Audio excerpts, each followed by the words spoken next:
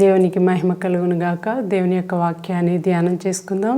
అపోస్తల కార్యములు 19వ అధ్యాయము 1వ వచనం నుండి మనం చదువుకున్నట్లయితే, అపోల్లో కొరింథీలో ఉన్నప్పుడు జరిగినదేమనగా, పౌలు పై ప్రదేశంలో సంచరించి ఎఫెసునకు వచ్చి కొందరు శిష్యులను చూచి, మీరు విశ్వసించినప్పుడు పరిశుద్ధాత్మను పొందితిరా అని వారిని అడుగగా, వారు పరిశుద్ధాత్ముడు ఉన్నాడనే సంగతియే మేము వినలేదని చెప్పిరి.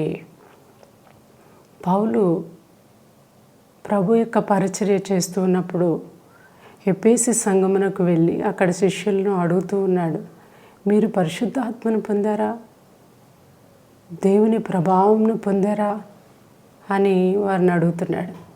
అయితే వాళ్ళు అంటున్నారు, అసలు పరిశుద్ధాత్మ ఉన్నాడు అనే సంగతే మాకు తెలియదు అని వారు జవాబిచ్చారు. అప్పుడు పౌలు అన్నాడు, యేసు నామమున విశ్వాసముంచి మారు మనసు పొంది రక్షణ పొందినట్లయితే మీరు పరిశుద్ధాత్మ అనేటువంటి వరాన్ని పొందుతారు. ఎందుకు పౌలు అటువంటి ప్రాముఖ్యతను గురించి వివరిస్తున్నాడు అంటే, పౌలు తన యొక్క పరిచర్యలో ప్రభు సన్నిధిలో నడిపించబడ్డాడు, దర్శనము ద్వారా నడిపించబడ్డాడు, ఆత్మ ద్వారా అద్భుత కార్యాలు చేశాడు. పరిశుద్ధాత్మ యొక్క ప్రాముఖ్యతను వివరిస్తూ ఉన్నాడు. నిజమే, అపోస్తల కార్యంలో 1వ అధ్యాయము 8వ వచనంలో మనం చూసినట్లయితే, అక్కడ క్రీస్తు ప్రభువారు పునరుద్ధానుడైన తరువాత అక్కడ కూడి ఉన్నటువంటి శిష్యులతో ప్రభు చెప్పిన మాట, ఆయనను పరిశుద్ధాత్మ మీ మీదకి వచ్చినప్పుడు మీరు శక్తి నొందుతారు. ఏమిటి ఈ శక్తి? పైనుండి వచ్చే శక్తిని మీరు పొందాలి అని ప్రభు శిష్యులకు వాగ్దానం చేశారు. మనము ఇటువంటి పరిశుద్ధమైనటువంటి ఆత్మను పొందాలని ప్రభు ఎందుకు కనిపెట్టుకుని ఉండండి. పరలోకము నుండి దిగి వచ్చినటువంటి ఆత్మను, జ్ఞానమును మీరు పొందుతారు. మీరు పరిచర్యకు వెళ్ళకముందు ఆత్మచేత నింపబడండి అని ప్రభు శిష్యులకు వాగ్దానం చేశారు.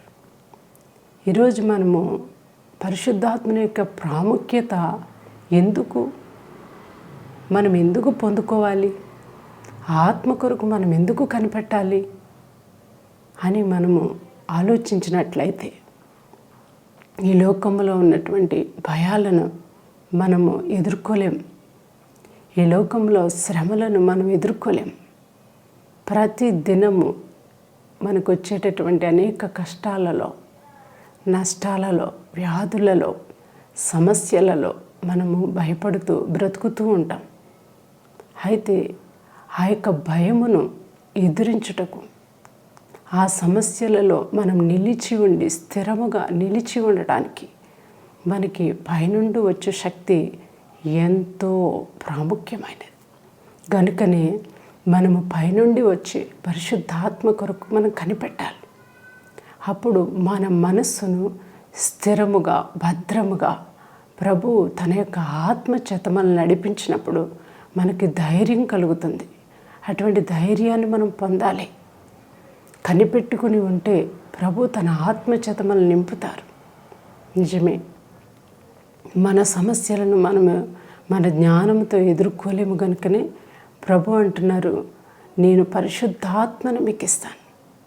యోహాను సువార్త మనం చూసినట్లయితే, యోహాను సువార్తలో 14వ అధ్యాయంలో ఈ మాట మనం చూడవచ్చు. 14వ అధ్యాయము 16వ వచనం చూడండి.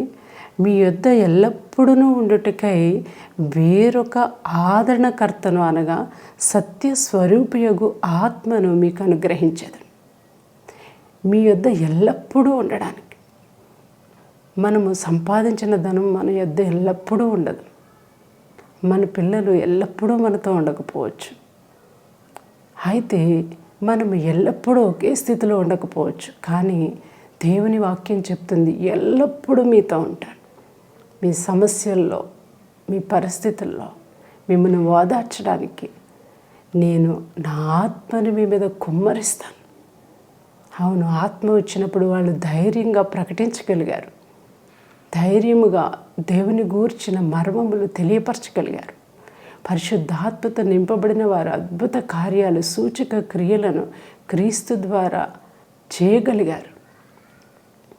నిజమే, నా జీవితంలో ఇంటర్మీడియట్ చదువుతున్నప్పుడు నాకు సడన్గా ఒక బలహీనత వచ్చింది. అది ఎముకలు, మూలుగులు, బాధ, నొప్పి. అయితే ఈ బాధను గురించి ఎన్ని డాక్టర్స్ని సంప్రదించినా అసలు నొప్పి ఎక్కడొస్తుంది అని డాక్టర్ అడిగితే శరీరం అంతా నొప్పి. డాక్టర్ అనేవాడు ఎక్కడొస్తుందో చెప్తే నేను ఆ పరిస్థితిని బట్టి మెడిసిన్ ఇస్తానని చెప్పేవాడు. కానీ ఎక్కడ చెప్పాలో ఒక్క చోట నొప్పి వస్తే మరింకొక చోట వచ్చేది. ఇలా నా ఎముకలు పిండేసినట్లుండే. నాకెంతో దుఃఖం. ఎంత మెడిసిన్ వాడినా తగ్గేది కాదు. కన్నీళ్ళే మిగిలాయి. దుఃఖంతో ప్రతి రాత్రి నా తలగడ తడిచిపోయేది. ప్రతిసారి ఎవరికి చెప్పాలి? ఆ నొప్పితో ఎంతో కన్నీరు కార్చాను. ప్రతిదినము చావుకు దగ్గరైపోయినట్లుగా నాకు అనిపించేది. నన్ను చూసిన వారు కూడా ఈమె చనిపోతుంది అని చెప్పారు. అయితే నా దుఃఖం ప్రభువుకే తెలుసు. ఎంతో ప్రార్థిస్తూ, ఎంతో దుఃఖపడుతూ, ఎంతో ఏడ్చేదాన్ని. నా తల్లిదండ్రులు నా కొరకు ప్రార్థించేవారు.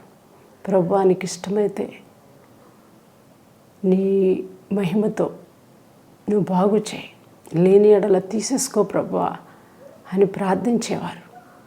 నిజమే, అటువంటి సమయంలో ఒక దినాన్ని చర్చికి వెళ్ళాను. ప్రార్థన జరుగుతుంది. మా మదర్ వాక్యం చెప్తా ఉన్నారు. నేను కూర్చొని ఉన్నాను. సడన్గా చర్చికి వచ్చినటువంటి 4 సహోదరులు ప్రవచిస్తూ ఉన్నారు. అవి ఇలా చనిపోతుంది చనిపోతుంది అని దర్శనాలు చూస్తూ ప్రవచిస్తున్నారు. నాకెంతో ఏడ్పు, బాధ అనిపించింది. నేను కూర్చొని వాళ్ళ వైపు అలాగే చూస్తున్నాను. వారు 40 నిమిషాలు సుమారు ప్రవచించారు. అదిగో ప్రభు తీసుకెళ్ళిపోతున్నాడు అని చెప్పి. ఎంతో దుఃఖంతో నేను చనిపోతాను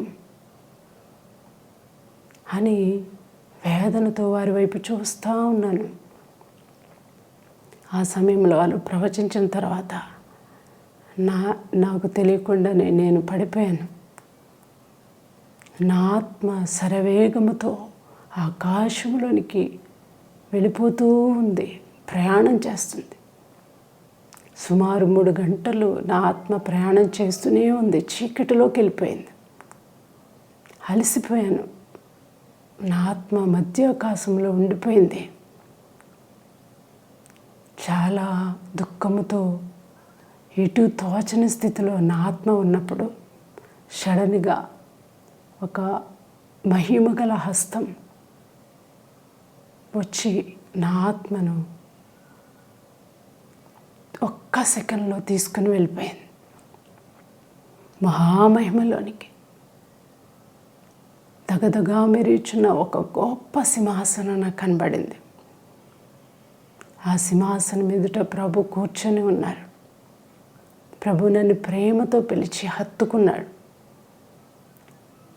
ఆయన కూర్చోబెట్టుకుని అనేక విషయాలు ప్రభు నాతో మాట్లాడారు. ఈ లోకంలో దుఃఖపడుతున్నటువంటి వారు, ఈ లోకంలో తప్పిపోతున్నటువంటి అనేక మంది యవనస్తుల కొరకు, 2వ రాకడ కొరకు ప్రభు మాట్లాడుతూ వచ్చారు. అనేక విషయాలు, జరగబోయే విషయాలను ప్రభు తెలియపరిచారు. ఆ రాత్రంతా ప్రభు నాతో మాట్లాడుతున్నారు. నా మీద చేతులుంచి నన్ను అభిషేకించి 9 కణికలు లాంటివి నా చేతిలో పెట్టి నా రాజ్యమును కట్టు. అనేక మంది నీవలే దుఃఖపడుతున్నటువంటి వారు, యవనస్తులు ఎంతోమంది నా రాజ్యమునకు వచ్చినట్లుగా నేను నిన్ను అభిషేకిస్తున్నాను, వారిని నడిపించు అని ప్రభువు నాతో మాట్లాడారు. ఉదయకాలమును 6:30కి మా చర్చిలో ఉన్న వారందరూ కూడా నా కొరకు ప్రార్థన చేస్తూ ఉన్నారు. ఏం జరుగుతుందో తెలియదు వాళ్ళకి. అటువంటి సమయంలో ప్రభు ఆత్మ నా మీదకి వచ్చి అన్య భాషలతో ప్రవచన వరముతో ప్రభువు నన్ను నింపాడు. తిరిగి నా శరీరంలోనికి ఆత్మ వచ్చేసరికి సుమారు 9 గంటలు ప్రభు రాజ్యములో, ప్రభు సన్నిధిలో నేను కూర్చుండి ఉన్నాను. ఉదయకాలము ఈస్టర్ రోజు, ఆ రోజు చర్చిలో అందరూ ప్రార్థనలు చేస్తూ ఉన్నారు. ఏం జరుగుతుందో తెలియదు. అప్పుడు ప్రభు తన ఆత్మతో నన్ను నింపారు. ఆనాటి నుండి ప్రభు అనేకమైనటువంటి జరగబోయే సంగతులను గురించి బయలుపరుస్తున్నారు. నిజమే, ప్రభు మన యొక్క భయములలో మనతో కలిసి నడుస్తారు. పరిశుద్ధాత్మ మనలను నడిపిస్తుంది. ప్రభు యొక్క శక్తి చేత మనలను నడిపింపబడడానికి ప్రభు పిలుస్తూ ఉన్నాడు. ఆనాటి నుండి దేవుని పరిచర్యలో వాడబడడానికి ప్రభు అట్టి కృపను నాకు అనుగ్రహించారు.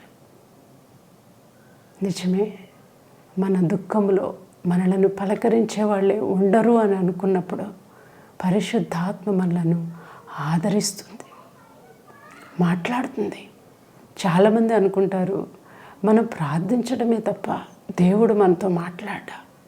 అవును, దేవుడు మనతో మాట్లాడతాడు. ఆయన మాట్లాడే దేవుడు. నీ హృదయమును దేవుని వైపు త్రిప్పినట్లయితే నీ బలహీన సమయాల్లో, కృంగిన సమయాల్లో పరిశుద్ధాత్మ నీ మీదకి వచ్చి నిన్ను హెచ్చరిస్తుంది, నిన్ను బోధిస్తుంది, నీవు నడవవలసిన త్రోవలను నిన్ను నడిపిస్తుంది. అలాగున ప్రభువు నన్ను నడిపించారు. నా బలహీనత నుండి నా స్థితిగతులను మార్చారు. ప్రభు తన యొక్క సన్నిధిలో అభిషేకించారు. నిజమే, ప్రభు తన ఆత్మతో మనతో నడవాలని ప్రభు కోరుకుంటున్నారు. ఈరోజు నీవు అదే పరిస్థితిలో ఉన్నావా? అయితే ప్రభు యొద్దకు రండి. ప్రభు మీ కన్నీటిని తప్పకుండా తుడుస్తారు. ప్రభు అంటున్నాడు, నేను నా చేతులు చాచి ఉంచాను. దినమెల్లా ప్రభు తన చేతులు నీ వైపు చాచి ఉంచారు. ప్రభు యొద్దకు రండి. రాత్రి జాముల యందు వేదనతో, దుఃఖముతో, ఫ్యూచర్ ఏమవుతుందో అనే భయంలో ఉన్నావా? వణికిపోతూ ఉన్నావా? ఉపవాస ప్రార్థనలు చేస్తూ ఉన్నావా? అయితే దేవుడు నీతో మాట్లాడుతున్నాడు. ఒక సమయం వచ్చినప్పుడు ప్రభు నిన్ను తప్పక హెచ్చిస్తాడు. కనుకనే పరిశుద్ధాత్మని సహాయము మనకి కావాలి. పరిశుద్ధాత్మను మనం పొందుకోవాలి. కనిపెట్టుట ద్వారా, ప్రార్థించుట ద్వారా, ఉపవాస ప్రార్థనలలో కనిపెట్టుట ద్వారా ప్రభు ఆత్మ మన మీద కుమ్మరించబడుతుంది. ప్రభు తన యొక్క ఆత్మచేత మనల్ని నింపుతాడు. అందుకనే దేవుని యొక్క వాక్యం చెప్తుంది. అపోస్తుల కార్యములలో మనం చూసినట్లయితే 2వ అధ్యాయము 17వ వచనంలో, అంత్యదినముల యందు నేను మనుషులందరి మీద నా ఆత్మను కుమ్మరించెదను. మీ కుమారులు, మీ కుమార్తెలు ప్రవచించెదరు. మీ యవ్వనులకు దర్శనములు కలుగును. మీ వృద్ధులు కలలు కందురు. ఆ దినములలో నా దాసుల మీద, నా దాసురండ్ర మీద నా ఆత్మను కుమ్మరించెదను గనుక వారు ప్రవచించెదరు.